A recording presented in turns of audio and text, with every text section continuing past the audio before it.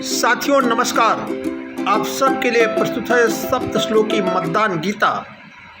इस सप्त श्लोकी मतदान गीता का श्रवण करें, पाठ करें एवं इसके साथ मतदान अवश्य करें। और यदि आप मतदान कर चुके हैं यानी आपके क्षेत्र में मतदान हो चुका है तो कृपया उन क्षेत्रों में जहां अभी मतदान शेष है अपने मित्रों, परिचितों, रिश्तेदारों को मतदान हेतु प्रेरित करने के लिए यह वीडियो शेयर करें। आप सबके लिए मंगल कामनाओं के साथ शुरुआत करते हैं सप्त श्लोकी मतदान गीता की। आइए, पहला श्लोक। निर्वाचनस्य वेलायां मतदानोपयोगितां बोधयन् मतदारमुवाच मधुसूदनः। यह पहला श्लोक अर्थात चुनाव की वेला में मतदाता को मतदान की उपयोगिता समझाते हुए मधुसूदन अर्थात माधव अर्थात श्री कृष्ण बोले। क्या बोले कि यदा यदा हि राष्ट्रेऽस्मिन् निर्वाचनं विधीयते निर्वोढुं निज कर्तव्यं तदा मतं प्रदीयताम्। अर्थात जब जब इस राष्ट्र में निर्वाचन का आयोजन होता है यानी कि चुनाव होते हैं, तब तब अपने कर्तव्य का निर्वहन करने के लिए तो मतदान करो। आगे कहते हैं कि लोकतंत्रस्य संग्रामे ब्रह्मास्त्रं मतमुच्यते यस्य संधानमात्रेण कुशासनं प्रणश्यति। अर्थात कहने का भाव यह है कि लोकतंत्र के संग्राम में मत यानी आपका वोट ब्रह्मास्त्र कहा जाता है, जिसके संधान मात्र से ही कुशासन का नाश हो जाता है। चौथे श्लोक में कह रहे हैं माधव मधुसूदन योगेश्वर कृष्ण, नान्या पंथा मतं त्यक्त्वा सुशासनास्त विद्यते तस्माद् परिहार्यर्थम मतम प्रयच्छ भारत। अर्थात हे भारतवासी, सुशासन की स्थापना के लिए मत को छोड़कर अन्य कोई मार्ग नहीं है, इसलिए अपरिहार्य विषय होने के कारण तुम मत प्रदान करो। अर्थात अपने मत का अपने इच्छित व्यक्ति को दान करो।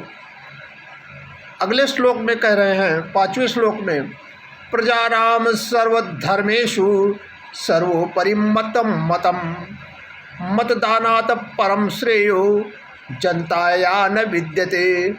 अर्थात प्रजा के सभी धर्मों में मत यानी मत देना यानी वोट देना अर्थात मतदान सर्वोपरि माना गया है।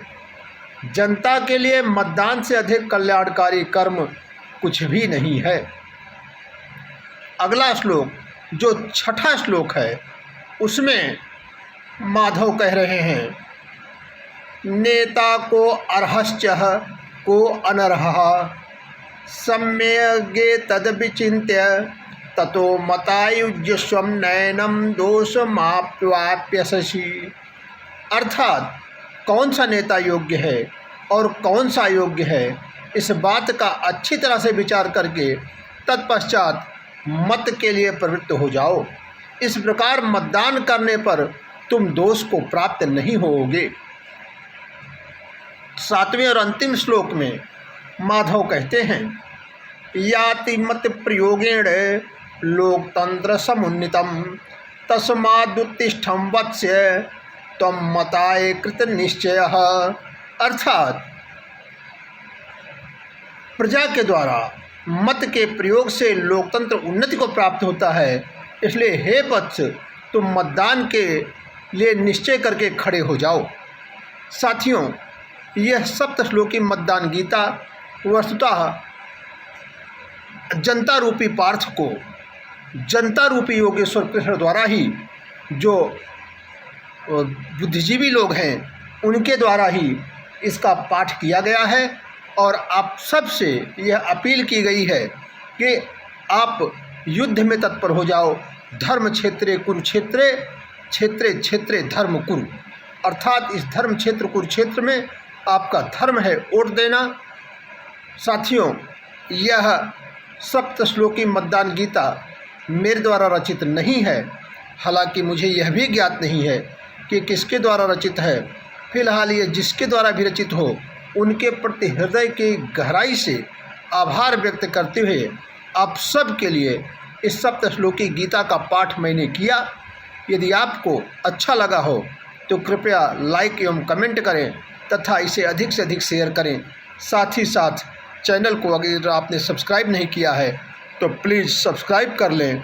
और इसी के साथ एक बार फिर आप सबसे अपील करते हुए कि राष्ट्र की उन्नति के लिए, राष्ट्र के कल्याण के लिए, देश के विकास के लिए और साथ ही साथ देश के भविष्य को सही हाथों में सौंपने के लिए मतदान अवश्य करें।